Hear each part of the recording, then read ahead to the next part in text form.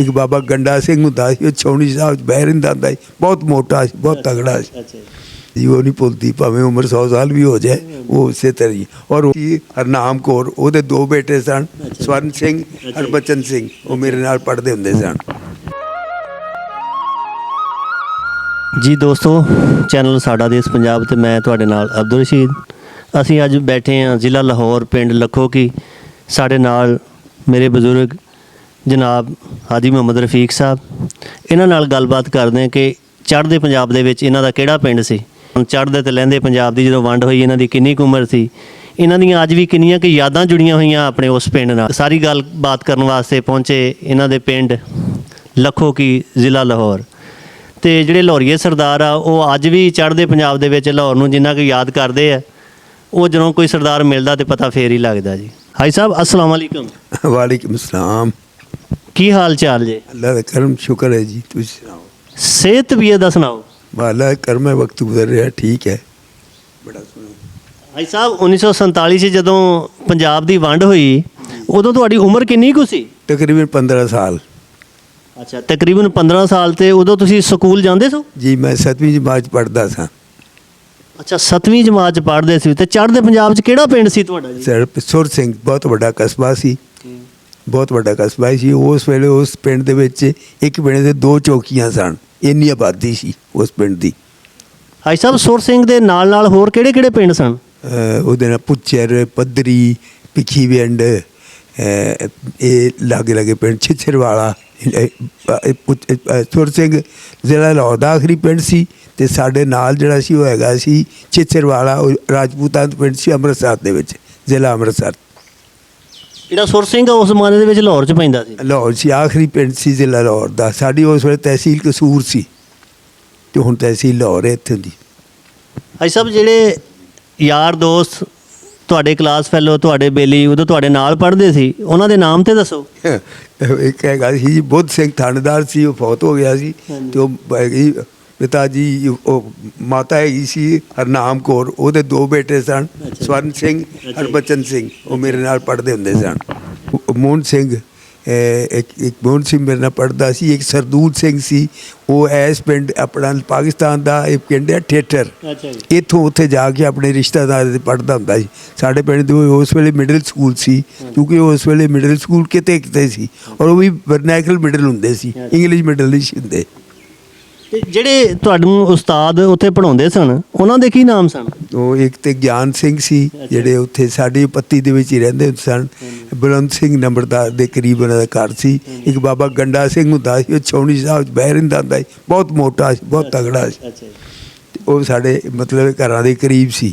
ਅਤੇ ਸਾਡੇ ਘਰ ਦੇ ਕਰੀਬ ਵੱਡਾ ਗੁਰਦੁਆਰਾ ਸੀ ਸੋਹਣ ਸਿੰਘ ਦਾ, ਬਹੁਤ ਵੱਡਾ ਗੁਰਦੁਆਰਾ, ਉਹ ਬਿਲਕੁਲ ਸਾਡੇ ਘਰ ਦੇ ਕਰੀਬ ਸੀ। ਤੇ ਇਹ ਪਿੰਡ ਦੇ ਵਿੱਚ ਟੋਟਲ ਕਿੰਨੇ ਗੁਰਦੁਆਰੇ ਸੀ? ਮੇਰੇ ਪਿੰਡ ਦੇ ਵਿੱਚ ਦੋ ਗੁਰਦੁਆਰੇ ਸੀ। ਇੱਕ ਸਮਾਧਾ ਸੀ, ਉੱਥੇ ਵੀ ਗੁਰਦੁਆਰਾ ਸੀ, ਪਿੰਡ ਦੇ ਵਿੱਚ ਵੀ ਸੀ। ਬਹੁਤ ਵੱਡਾ 12 ਪੱਤੀਆਂ ਪਿੰਡ ਸੀ। ਅੱਛਾ, ਪਿੰਡ ਦੀਆਂ 12 ਪੱਤੀਆਂ ਸੀ, ਤੇ ਫਿਰ ਟੋਟਲ ਨੰਬਰਦਾਰ ਕਿੰਨੇ ਸਨ ਜੀ? ਨੰਬਰ ਮੇਰਾ ਉਹ 12 ਨੰਬਰਦਾਰ ਜ਼ਾਹਿਰ ਹੋਣਗੇ, ਹਰ ਪੱਤੀ ਦੇ ਇੱਕ ਨੰਬਰਦਾਰ ਸੀ ਨਾ। ਤੇ ਤੁਹਾਡੀ ਪੱਤੀ ਦਾ ਜਿਹੜਾ ਨੰਬਰਦਾਰ ਸੀ, ਉਹਨਾਂ ਦਾ ਕੀ ਨਾਮ ਸੀ? ਇਹ ਆਪਣਾ ਇਹੋ ਬੰਤਾ ਸਿੰਘ ਸਨ, ਇਹ ਨੰਬਰਦਾਰ ਜਾਂ ਜ਼ੈਲਦਾਰ ਸਨ ਉਸ ਵੇਲੇ, ਇਹ ਸਾਡੇ ਮਹੱਲੇ ਦਾ, ਸਾਡੀ ਪੱਤੀ ਦਾ। ਜੀ ਜੀ। ਇਹ ਜਦੋਂ ਪੈ 1947 ਵਾਲੇ ਰੌਲੇ, ਫਿਰ ਕੀ ਬਣਿਆ ਇਹ ਦੱਸੋ। 47 'ਚ ਹਾਲਾਤ ਬੜੇ ਖ਼ਰਾਬ ਹੋ ਗਏ ਸਨ, ਲੇਕਿਨ ਸਾਡੇ ਕੁਛ ਬਜ਼ੁਰਗਾਂ ਦਾ ਕੁਝ ਤਾਲਕ ਸੀ ਲਾਹੌਰ ਦੇ ਵਿੱਚ ਗੱਲ ਬਣੀ ਦੀ ਵਜ੍ਹਾ ਨਾਲ। ਸਾਡਾ ਇੱਕ ਛੋਟੀ ਜਿਹੀ ਆਬਾਦੀ ਪਿੰਡ ਤੋਂ ਬਾਹਰ ਬਣੀ ਹੋਈ ਸੀ, ਉਹਦੇ ਸਾਰੇ ਮੁਸਲਮਾਨ ਸਨ, ਜੱਟ, ਕੁਮਾਰ, ਜੁਲਾਏ। ਉਹ ਅਲੱਗਾ ਆਬਾਦੀ, ਉਹਨੂੰ ਕਹਿੰਦੇ ਸਾਂਡ ਵਾਲਾ। ਉਹਦੀ ਹਿਫਾਜ਼ਤ ਵਾਸਤੇ ਅਸੀਂ ਇੱਕ ਫੌਜ ਦੀ ਯੂਨਿਟ ਦੀ ਇੱਕ ਛੋਟੀ ਜਿਹੀ ਕੰਪਨੀ ਉੱਥੇ ਹੀ ਕਈ ਮਹੀਨੇ ਪਹਿਲੋਂ ਉੱਥੇ ਹੀ ਆਈ ਸੀ। ਅਸਾਂ ਮਨਜ਼ੂਰ ਕਰਾਈ ਸੀ ਨਾ, ਅਤੇ ਉਹ ਸਾਡੇ ਕੋਲ ਰਹਿੰਦੀ ਹੁੰਦੀ ਸੀ।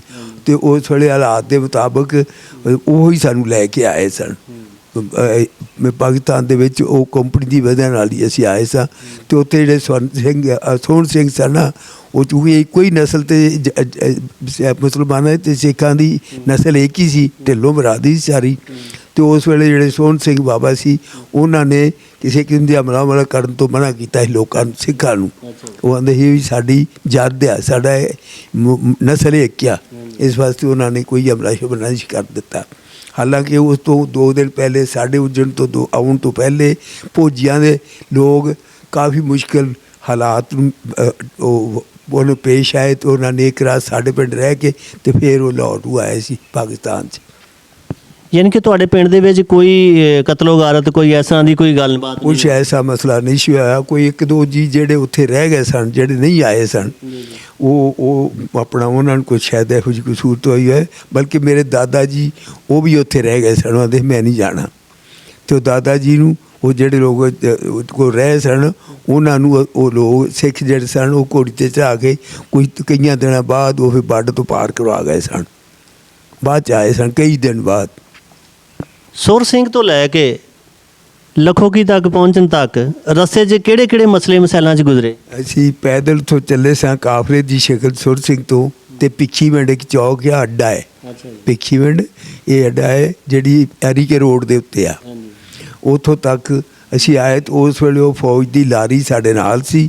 ਬਾਰਿਸ਼ਾਂ ਹੋਈਆਂ ਸਨ, ਕੱਚੀ ਸੜਕ ਸੀ। ਸੁਰ ਸਿੰਘ ਤੋਂ ਭਿੱਖੀਵਿੰਡ ਤੱਕ ਸੜਕ ਕੱਚੀ ਸੀ, ਪਾਣੀ ਖੜਾ ਸੀ। ਢੱਗੇ ਜੋ ਕੇ ਟਕੇ ਲਾ ਕੇ ਤੋਂ ਲਾਰੀ ਰਸੀ ਚੁੱਕੇ ਲੈ ਕੇ ਤੇ ਅਸੀਂ ਇੱਥੋਂ ਤੱਕ ਆਏ ਸਨ। ਇੱਥੇ ਆਣ ਕੇ ਸਾਨੂੰ ਦੇਖਿਆ ਉਸ ਵੇਲੇ ਮਿਲਟਰੀ ਜਿਹੜੀ ਉਸ ਜ਼ਮਾਨੇ ਦੇ ਮੁਤਾਬਕ ਹੁੰਦੀ ਸੀ, ਉਸ ਵੇਲੇ ਲੋਕਾਂ ਨੂੰ ਕੀ ਪਤਾ ਸੀ ਵੀ ਇਹ ਮਸ਼ੀਨ ਗਨ ਤੇ ਪੁਰਾਣੀ ਗਨ ਕਿਹੜੀ ਆ। ਲਾਰੀਆਂ ਖੜੀਆਂ ਸਨ, ਫੌਜ ਦੇ ਕੁਛ ਲੋਕ ਖੜੇ ਸਨ ਤੇ ਉਹਨਾਂ ਪੁੱਛਿਆ ਸਾਡੇ ਜਿਹੜੇ ਸੂਬੇਦਾਰ ਜਾਂ ਜਿਹੜਾ ਇੰਚਾਰਜ ਸੀ ਉਹਨੂੰ, ਬਈ ਤੁਸੀਂ ਇਹ ਕਿੱਥੋਂ ਲੈ ਆਇਓ ਕਾਫਲਾ? ਤਾਂ ਉਹਨੇ ਕਿਹਾ ਜੀ ਮੈਂ ਤਾਂ ਇੱਥੇ ਆਇਆ ਇਹਨਾਂ ਦੀ ਹਿਫਾਜ਼ਤ ਵਾਸਤੇ, ਇੰਨੇ ਚਿਰ ਤੋਂ ਮੈਂ ਇੱਥੇ ਪੋਸਟ ਆ।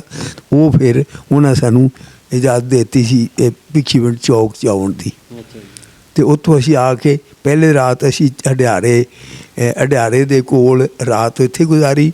ਦੂਜੀ ਰਾਤ ਗੁਜ਼ਾਰੀ ਸੀ ਬਰਕੀ ਥਾਣੇ ਦੇ ਮਗਰਲੇ ਬਣੇ, ਅਤੇ ਤੀਜੀ ਰਾਤ ਅਸੀਂ ਇੱਥੇ ਆ ਗਏ ਸਾਂ। ਰਿਸ਼ਤੇਦਾਰੀ ਸੀ ਲਖੋਕੀ 'ਚ, ਇਸ ਰਿਸਬਤਾ ਇੱਥੇ ਆ ਗਏ। ਅੱਛਾ, ਰਿਸ਼ਤੇਦਾਰੀ ਸੀ, ਇਸ ਵਜ੍ਹਾ ਤੋਂ ਫਿਰ ਇੱਥੇ ਆ ਗਏ।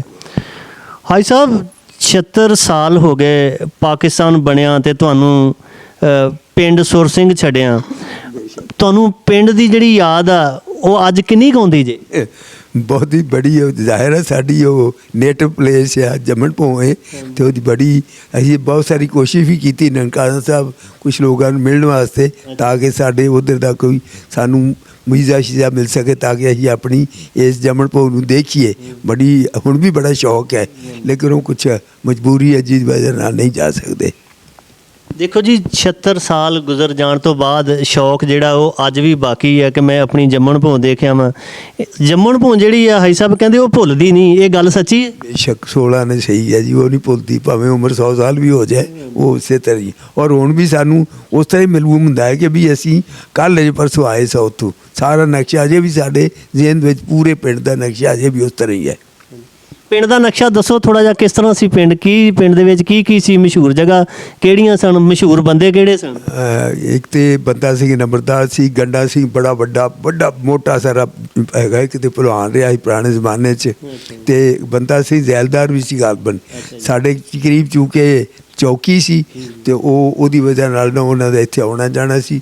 ਦੂਸਰੇ ਸਾਡੇ ਦਾਦਾ ਜੀ ਮੋਹਤਬਰ ਬੰਦੇ ਸਨ ਪਿੰਡ ਦੇ ਬੜੇ, ਉਹ ਜਦੋਂ ਕਿਤੇ ਕੋਈ ਅਫਸਰ ਆਉਂਦੇ ਸੀ ਨਾ, ਬਾਕੀ ਦੀਗਰ ਮੁਅੱਜ਼ਜ਼ੀਨ ਦੇ ਨਾਲ ਉਹ ਸਾਡੇ ਦਾਦਾ ਜੀ ਨੂੰ ਵੀ ਬੁਲਾਉਂਦੇ ਹੁੰਦੇ ਸਨ। ਤੁਹਾਡੇ ਦਾਦਾ ਜੀ ਦਾ ਕੀ ਨਾਮ ਸੀ ਜੀ? ਉਹਨਾਂ ਦਾ ਦਾਦਾ ਨਾਮ ਸੀ ਨਵਾਬਦੀਨ। ਉਹਨਾਂ ਦੇ ਉਸ ਵੇਲੇ ਬੜੇ ਉਹਨਾਂ ਦੇ ਭਾਈ ਸਨ ਲਾਹੌਰ ਦੇ ਵਿੱਚ, ਆਨਰੇਰੀ ਮੈਜਿਸਟਰੇਟ ਸਨ ਇੱਕ, ਦੂਸਰੇ ਮਾਲ ਅਫਸਰ ਸਨ ਅੰਮ੍ਰਿਤਸਰ ਦੇ ਵਿੱਚ। ਹੁਣ ਦਾਦਾ ਜੀ ਦੇ ਭਾਈ, ਤੀਸਰੇ ਉਹਨਾਂ ਦੇ ਭਤੀਜੇ ਉਹ ਵੀ ਤਹਿਸੀਲਦਾਰ ਸਨ ਉਸ ਵੇਲੇ।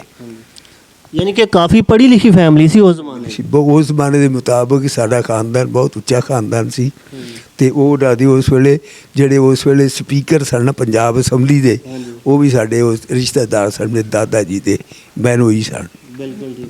ਅਤੇ ਪਿੰਡ ਦੱਸੋ, ਪਿੰਡ ਕਿਹੋ ਜਿਹਾ ਸੀਗਾ?